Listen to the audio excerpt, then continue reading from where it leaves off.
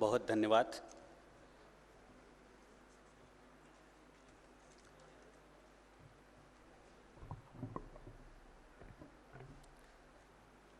बाईस अप्रैल 2010 को संसद भवन में हमारे आज के मनीषी वक्ता श्रद्धेय दवे जी ने कहा था कि हमारे देश में रोजगार देने वाले युवा चाहिए, नौकरी मांगने वाले युवा नहीं, नौकरी करने वाला युवा नहीं, बल्कि नेतृत्व करने वाला युवा खड़ा करने की आवश्यकता है। ये भारतीय संसद में एक बिल के ऊपर बोलते हुए आपने कहा था। अब हम आमंत्रित करते हैं आशीर्वचन सुनने के लिए परम श्रद्धेय माननीय अनिल माधव दवे जी आएँ और सभा को संबोधित करने का कष्ट करें। आदरणीय दवे जी।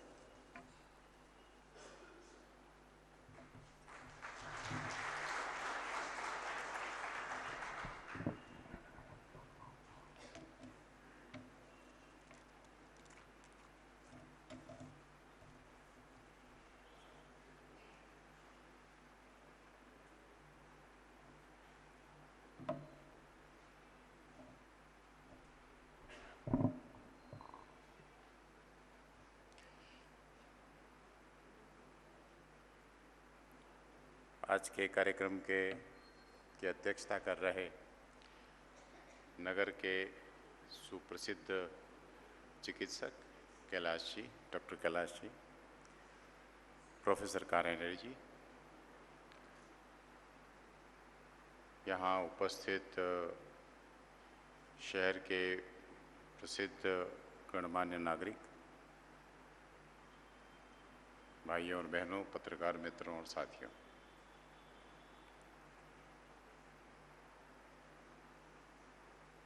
जैसा कि हम सब जानते हैं, स्वामी विवेकानंद के 150 साल पूरे होने पर जन्म के पूरे देश के अंदर ही नहीं, पूरे विश्व के अंदर विवेकानंद सार्धशती के नाम से कार्यक्रमों की श्रृंखला चल रही है। और ये आसेतु भारत है और भारत के बाहर भी है, क्योंकि स्वामी जी एक ग्लोबल पर्सनालिटी है और इसलिए उनके संबंध में जब भी होगी तो वैश्विक परिदृश्य में ही हो सकती है। लेकिन यहाँ हम विशेष युवाओं के संदर्भ में आज समय का प्रयोग करेंगे और मैं ऐसी कोई बात नहीं कहूँगा जो किताब में छपी हुई है। उसके लिए मेरा निवेदन है कि स्वामी जी की पुस्तक सबने पढ़ना चाहिए। ऐसी कोई बात नहीं कही जाएगी कि उनका जन्म यहाँ हुआ था, उन्होंने ऐसा किया, उन्होंने वैसा किया, या उन्होंने कुछ उदाहरण दिए, विषय चला। युवकों के संबंध में उन्होंने जो कहा, उसका निहितार्थ जो अलिखित है लेकिन है, उसके संबंध में अंग्रेजी में कहा जाता है बिटवीन द लाइन्स। ऊपर की रेखा और नीचे की रेखा के बीच में कुछ कहा गया। और बहुत ही अगर सरल भाषा में समझना हो और नकारात्मक भाव से समझना हो तो जो ताना सास ने मारा उसमें नाम किसी का नहीं लिया, फिर भी बहुत कुछ कह दिया, ये बिटवीन द लाइन है। और हम सब बिटवीन द लाइन के अंदर का आमना सामना हमारा घरों में इधर उधर सब जगह होता रहता है, ऑफिस में भी होता है, बाकी सब जगह भी चलता है। लेकिन सकारात्मक संदर्भों में स्वामी जी क्या कहना चाह रहे हैं, और जो वो कहना चाह रहे हैं अगर उसे भारत का युवा नहीं सुनेगा तो इससे ज़्यादा व्यर्थ जाने लायक कोई वस्तु नहीं है। अब कोई आदमी 80 साल में कहे कि मैं अब सेवा करने आया हूँ, तो भैया तुम्हारा चेची सब जिस लायक बचा है ना, इसमें सेवा आपकी करना है, आपको किसी की सेवा नहीं करना। अरे भगवान को फूल चढ़ाना है तो ताज़ा फूल चढ़ाया जाता है कि बासी फूल चढ़ाया जाता है? जब जवानी अपने उन्माद पे थी तब कहना था कि देश का काम करना है, अभी क्या पड़ा है? तो स्वामी जी कोई भी बात, स्वामी जी कोई भी विषय युवाओं के अतिरिक्त किसी को नहीं कहते। अमेरिका में डेट्रियार्ड में रहते हुए वो एक जगह रुके 1-2 महीने के लिए, वो वहाँ की अमेरिका की महिला थी, उसके परिवार में वो रुके और आसपास की महिलाओं को शाम को 3-4 बजे के आसपास चाय पे बुलाते थे। मैंने वो महिला बुलाती थी और स्वामी जी कुछ बोलते थे। बाद में उसकी डेथ हो गई तो उनकी लड़की ने वो रामकृष्ण मिशन को दे दिया और बाद में उसकी पुस्तक छपी। उस पुस्तक का नाम है देववाणी। वो सबसे पहले जब मेरे पास आई और मैंने उसको पढ़ा तो मैंने सोचा कि स्वामी जी ने क्या सोच करके इन 12-15 महिलाओं के सामने शुद्ध अद्वैत बोला है। शुद्ध अद्वैत, वो अद्वैत या तो आदि गुरु शंकराचार्य बोल सकते थे या स्वामी विवेकानंद बोल सकते, और वो भी अमेरिकन महिलाओं के सामने। तो मेरे से रहा नहीं गया, तो मैंने अपने पिता से पूछा। मेरे पिता में एक विलक्षण गुण था, वो ये बहुत कम टीचर्स, प्रोफेसर और गुरुओं में होता है कि वो शिक्षक के द्वारा, एक शिक्षक के रूप में वो शिक्षार्थी के दिमाग में प्रश्न या संशय का ठीक उत्तर बिठा देते हैं। और वो एक बार बिठा देते थे, उसके बाद में आपको संशय नहीं रहता था। अन्यथा मित्रों, चिंतन की धारा में अगर एक बार कन्फ्यूज़न खड़ा हो जाए तो इससे बड़ा कोई भटकाव जीवन का नहीं है कि आपको विषय समझ में नहीं आ रहा है। मैंने कहा पिताजी, मेरी समझ में नहीं आता है कि इन 15-17 महिलाओं के सामने, जो कि अमेरिका की नागरिक महिलाएं हैं, उनके सामने ये क्या बोल रहे हैं स्वामी जी। इसके लिए तो आप जैसे श्रोता हों तो मेरी समझ में भी आ रहा है, विद्वान लोग हैं तो समझ में भी आता है। तो उन्होंने कहा कि तुम्हें ये क्यों लगता है कि बुद्धि का सारा ठेका हमने ही ले रखा है? तुम्हें ये क्यों लगता है कि समझने की सारी जवाबदारी टाई बांधने वाले और अंग्रेजी बोलने वाले लोगों की है? तुम्हें ये क्यों लगता है कि इस देश के अंदर रहने वाले लोगों को ही अद्वैत दर्शन से परिचित होने का अधिकार है? ये वैश्विक संपत्ति है और इस वैश्विक संपत्ति पे सबका अधिकार है। स्वामी जी को लगा होगा कि ये महिलाएं उस विषय को समझने के लिए सर्वथा पात्र है। और कभी आप वो देववाणी पुस्तक कभी उठा करके देखिएगा, 5-10 पन्नों तक समझ में नहीं आता है कि कहना क्या चाह रहे हैं। तो युवकों के संबंध में वो जो कह रहे हैं उसको मैं क्रमबद्ध ढंग से आपके सामने रखना चाहता हूँ। सबसे पहले कहते हैं स्वामी जी कि हे भारत, तुम खड़े हो जाओ। खड़े होने को भारत को आह्वान करते हैं। तो किसको खड़ा होने को कह रहे हैं? पहाड़ को खड़ा होने को कह रहे हैं, हिमालय को खड़ा होने को कह रहे हैं, नदियों को खड़ा होने को कह रहे हैं, इस देश में जो जानवर विचरित कर रहे हैं उनको कह रहे हैं? नहीं कह रहे। वो सीधे सीधे इस देश के लोगों को कह रहे हैं कि खड़े हो जाओ, उत्तिष्ठ। और खड़ा आदमी कब होता है? जब बैठा होता है या लेटा होता है। जब देश बैठा हुआ हो या लेटा हुआ हो तो फिर किसी नायक को कहना होता है कि खड़े हो जाओ। और नायक का काम ही ये है कि वो देश को जगाता है, वाइब्रेट करता है, हिलाता है। उसकी उपस्थिति, उसका संभाषण, उसका चलना, उसका बोलना, उसका व्यवहार करना, उसका चित्र, उसकी बातें, ये आंदोलित करती है। और स्वामी जी के शब्द आज इतना आंदोलन करते हैं, जब वो बोल रहे होंगे तब क्या होता होगा इसकी, क्योंकि उस जमाने में ना वीडियो रिकॉर्डिंग थी ना ऑडियो रिकॉर्डिंग थी, इसलिए आज तक स्वामी जी के शब्दों को और आवाज़ को किसी ने सुना नहीं, क्योंकि वो उनके साथ ही वो ख़त्म हो गई, क्योंकि साइंस तब उस जगह था नहीं। यूट्यूब पे आप जो भाषण सुनते हैं उनका, वो स्वामी जी का नहीं है, वो डमी है, यानी किसी ने रिकॉर्ड करके दे दिया है। और स्वामी जी ऐसे बोलते भी नहीं थे। ज्ञान जब बहुत परिपक्व हो जाता है तो वाणी में गंभीरता आ जाती है और हाथ फैला फैला करके और चिल्ला चिल्ला करके बोलने की कोई ज़रूरत नहीं होती। जब भी मैं संसद में भी एक बार बोल चुका हूँ कि जब भी आप किसी आदमी को चीख कर भाषण देते हुए सुने तो आप समझ जाइएगा कि इसके विषय के अंदर गहराई नहीं है और बहुत कुछ सत्य से ये दूर है। तो स्वामी जी कह रहे हैं खड़े हो जाओ।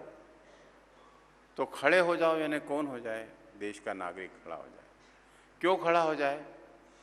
क्योंकि सदियों की गुलामी और दास्तान ने उसके अंदर निर्बलता कूट कूट करके भर दी है। हमारे देश के अंदर शारीरिक दुर्बलता ये हमको अभिशाप की तरह हमारे पीछे पड़ी हुई है।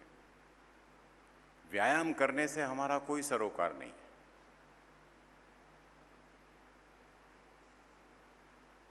गुटखे के विक्रय पर प्रतिबंध हो गया, अन्यथा जिस ढंग से गुटखा खाने का एक यानी बहाव आ गई थी कॉलेज के कैंपस से लगाकर सब जगह तक, कुछ करने की ज़रूरत नहीं है। पाउच निकाला, फाड़ा, उसको ऊपर से छीला और दोनों हाथ से डाल दिया और पन्नी फेंकी और चले। मोटरसाइकिल पे चलते चलते ही गुटखा सेट हो जाता था।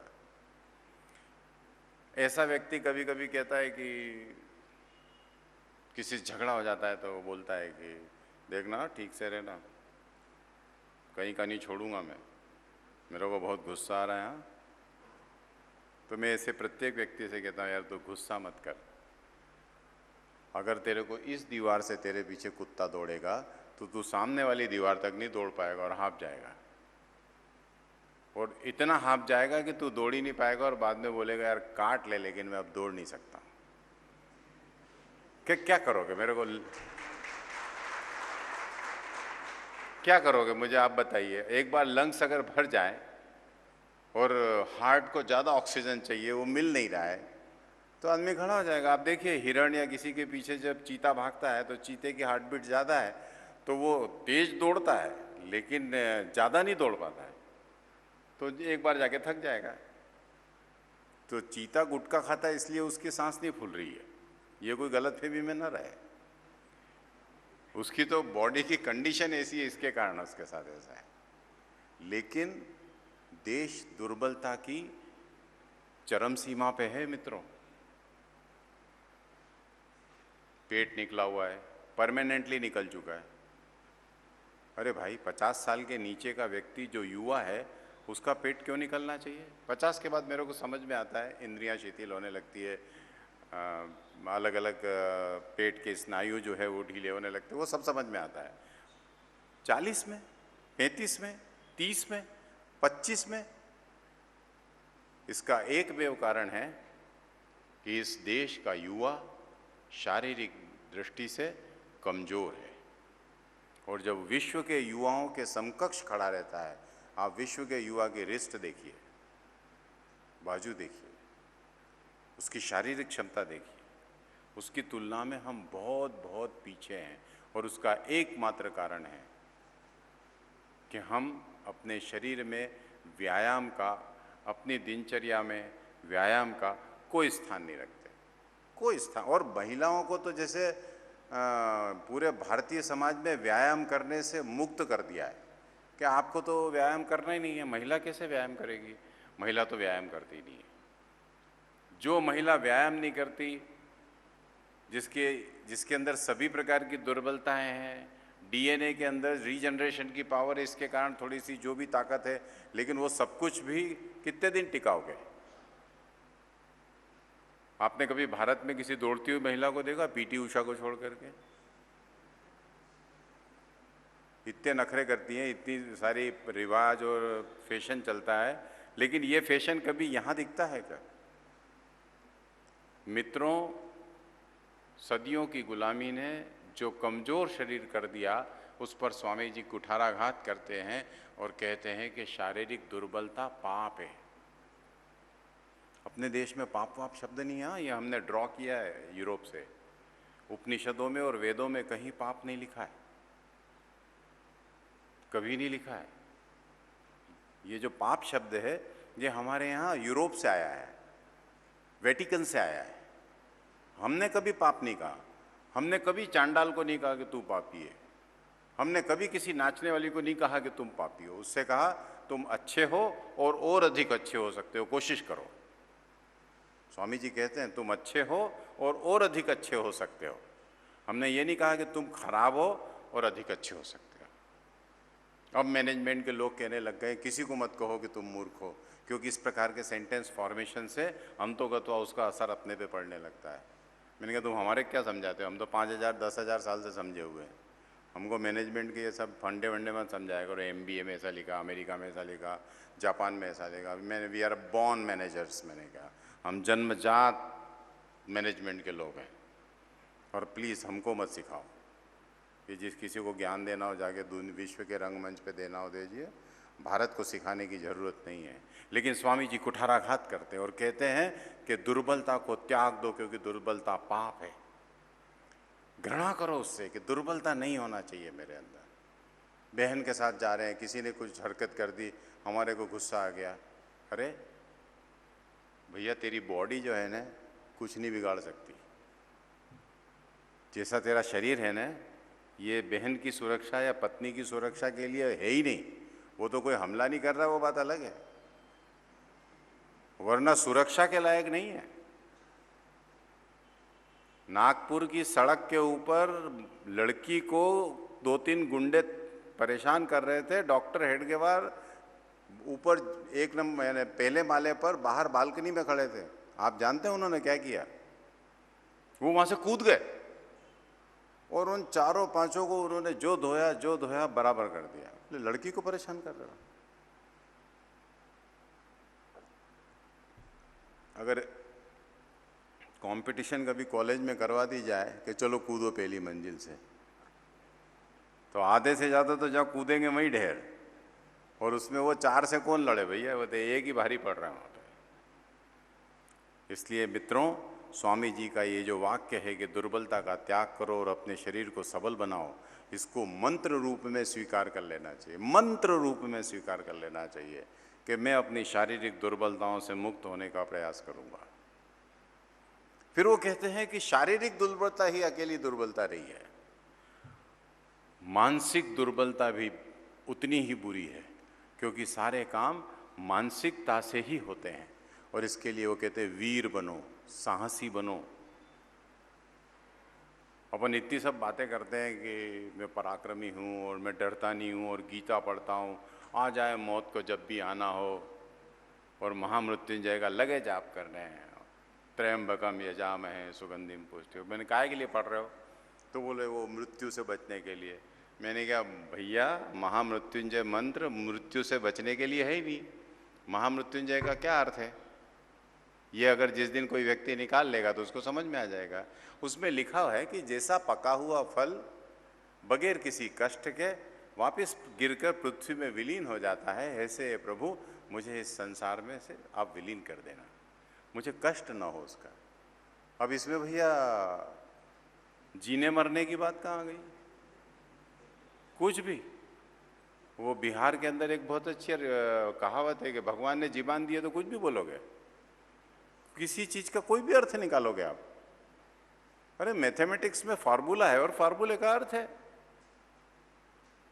किसी सूत्र है और सूत्र का अर्थ है। तो स्वामी जी कहते हैं कि पराक्रम और वीरता ये आभूषण है, ये युवक में होना ही चाहिए। किसी बात से डरने की कोई जरूरत नहीं है, ना अंधेरे में, ना उजाले में, न दिन में, न रात में।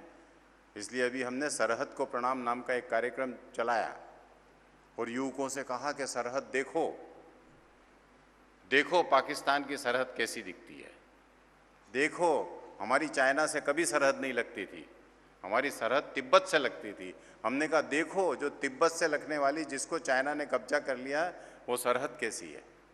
म्यांमार की सरहद देखो। जब तक हम हमारी सरहद नहीं देखेंगे, हमको देश का भाव कैसे होगा। और इस सरहद को संभाले रखने के लिए कितने वीरों ने वीरगति को प्राप्त किया है। आज आपसे कौन कह रहा है मरने जाओ उस देश के लिए, लेकिन कम से कम वीरता के अर्थ को और भाव को तो समझ लेना चाहिए ना भैया। हर दृष्टि से भारत का युवा, और अगर इसको और स्पष्ट करना हो, हर दृष्टि से हर हिंदू ने प्रकृति से पराक्रमी होना चाहिए।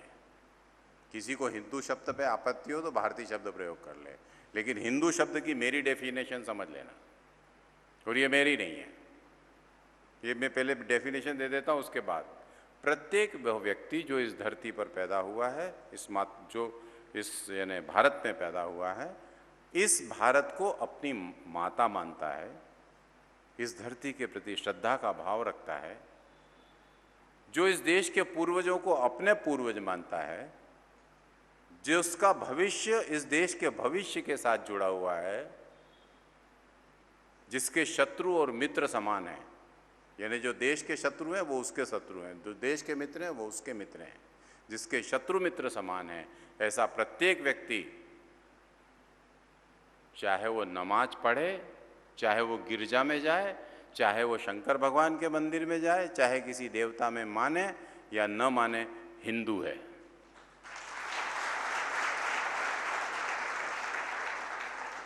और क्या बात करते हो आप? जाओ अफगानिस्तान में जरा बात करो, वैष्णव जन तो तेने कहिए पीर प्रीत पराई जाने रे। जंगली कहीं भाषा समझते हैं सभ्यता की? AK-47 का जवाब AK-57 से दिया जाता है। ये सभ्य समाज के लिए लैंग्वेज है, असभ्य के लिए नहीं है। सामने से सांड दौड़ता हुआ आ रहा है, ओम शांति ओम शांति। अरे भैया, ओम शांति के बाजू में हट जा, और नहीं तो लकड़ा लेके उसको दूर कर। ओम शांति क्या होता है? और नहीं तो खड़ा रहे अपनी पत्नी के साथ। मैं देखता हूं कितना पराक्रम है। अगर बुद्ध का अनुयायी है तो खड़े रहो, मृत्यु आएगी तो आएगी। इसके अंदर भी उसी ब्रह्म का वास है, जो ब्रह्म का वास मुझ में है। प्राण जाते हैं तो जाए। राम तीर्थ जब हिमालय में घूम रहे थे तो पगडंडी पे चल रहे थे, वो घूमने का बड़ा शौक था राम तीर्थ को। तो राम तीर्थ घूम रहे थे, सामने से शेर आ गया, तो राम तीर्थ ऐसे खड़े हो गए। वो एक लकड़ी का ठूट था, उस पर ऐसे खड़े हो गए, शेर भी खड़ा हो गया। अब दो शेरों का मुकाबला हो गया था। शेर ने देखा, इसने भी देखा। मैं तो आज तक ऐसे कभी शेर से मुकाबला हुआ नहीं है, लेकिन कुत्ते उत्ते जब पीछे दौड़ते हैं तो मैं उनकी तरफ वैसे ही देखता हूँ। बिल्कुल, मैं काटना मत, मैं भी खतरनाक हूँ। तो राम तीर्थ खड़े रहे।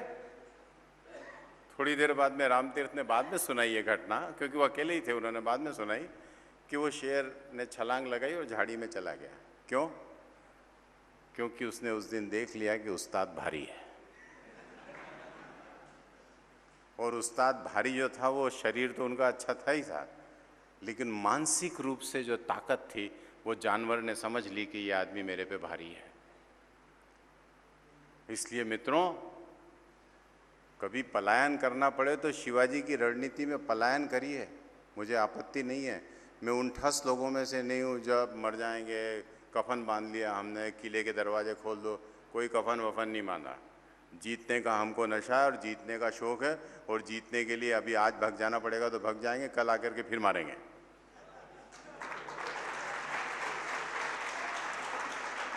ठसपना नहीं करना दोस्तों, ठसपना नहीं करना। ये जो ठसपना है, ये नहीं होना चाहिए।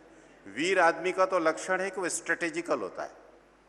शिवाजी स्ट्रेटेजिकल है। आप देखिए शिवाजी को, किले देना पड़े तो दे दिए, और 4 महीने में 350 किले जीत लिए वापस। ठीक है, जैसा करना है कर लेंगे।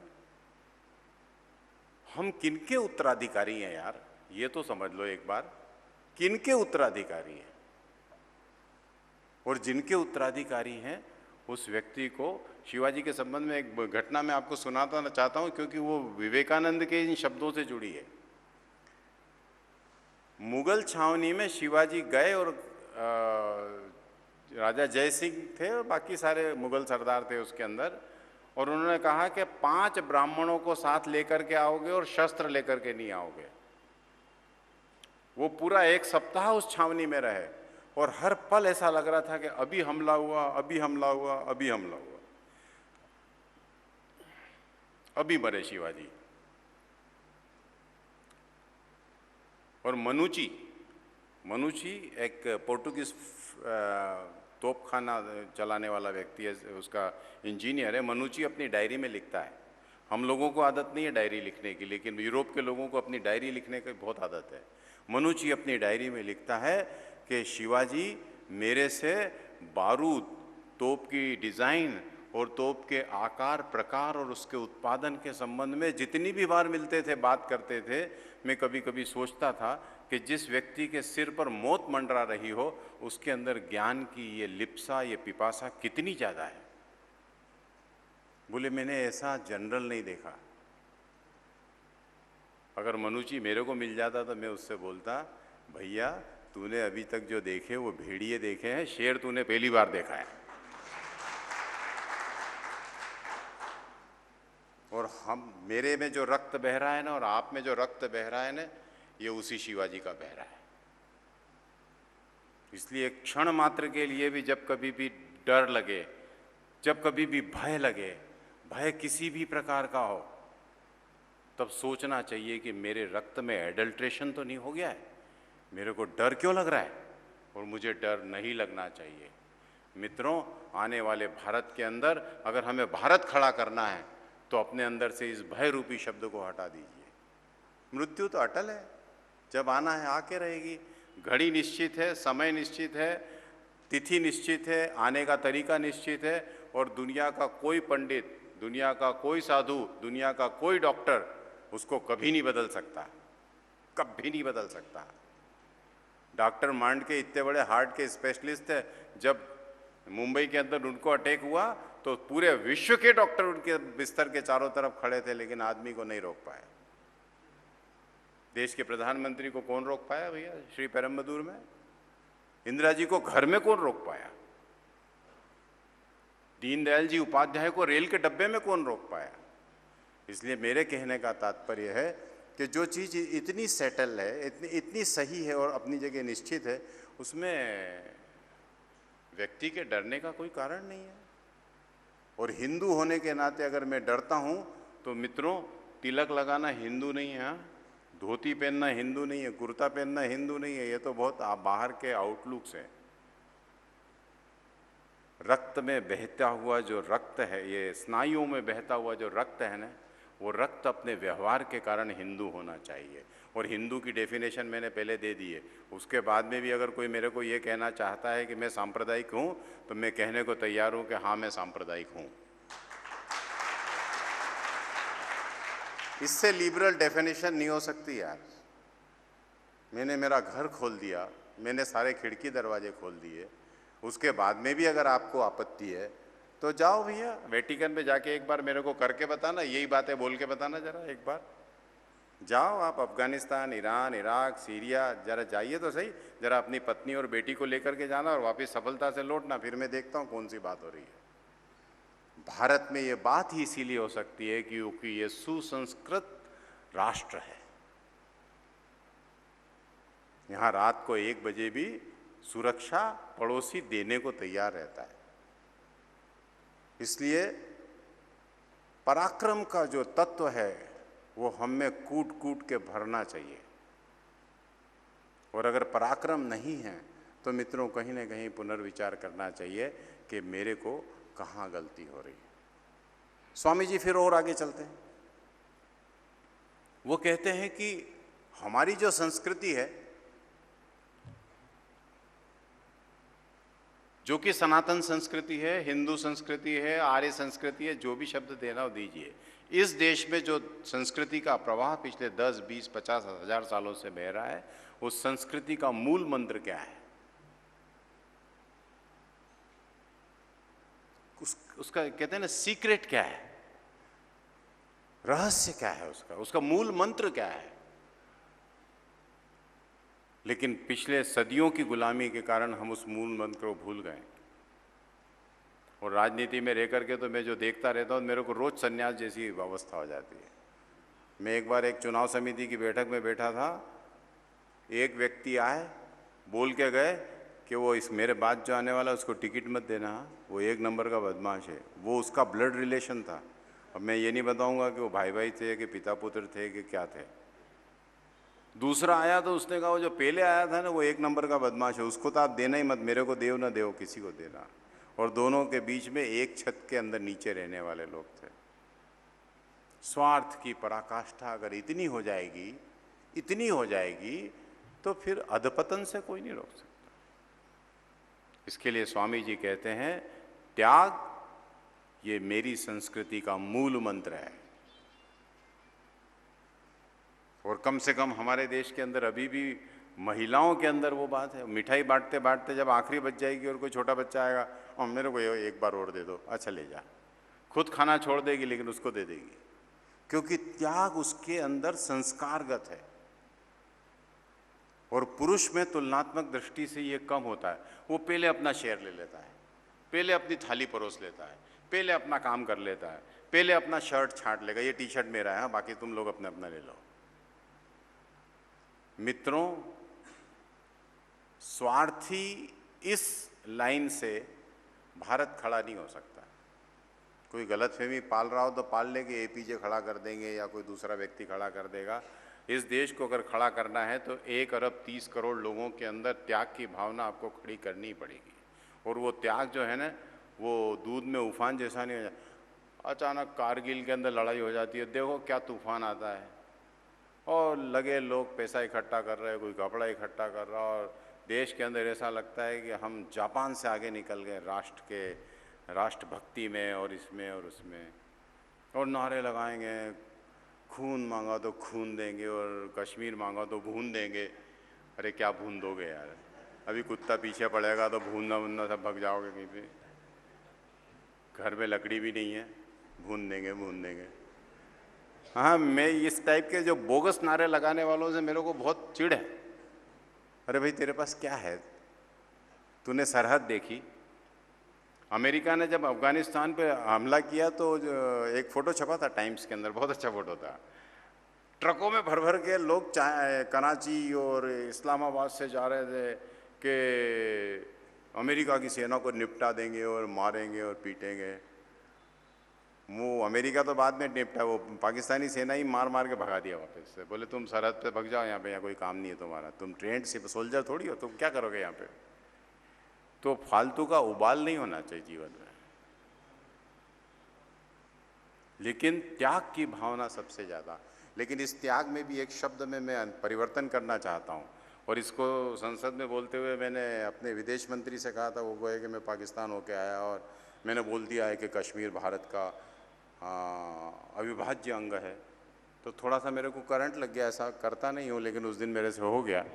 लेकिन जो हुआ उसके लिए पश्चाताप नहीं, वो ठीक हुआ।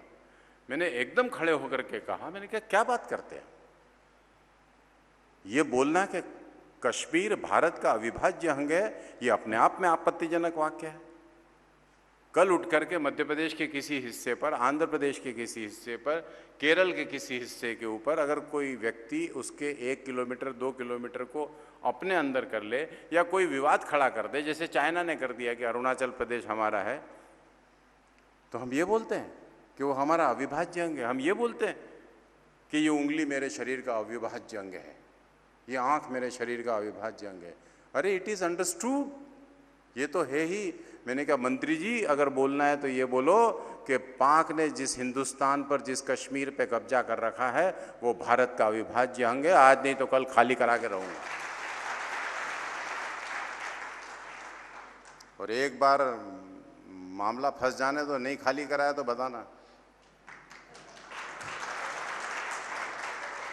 एग्रेसिव फॉरेन पॉलिसीज चाहिए, और एग्रेसिव का मतलब है ऐसे बाएं बाएं चढ़ाने वाली नहीं। Aggressive means by decision, by शब्दों में, व्यवहार में, बातचीत में। स्वामी जी इस स्वाभिमानी वीर्यवान पुरुष की कल्पना करते हैं, और पुरुष से मतलब पुरुष नहीं, पुरुषत्व। संस्कृत में पुरुष शब्द से तात्पर्य है जो पराक्रमी है। स्त्री भी हो सकती है, झांसी की रानी पुरुष है, और जिसको भी अंधेरे में डर लगता है वो सब पुरुष नहीं है।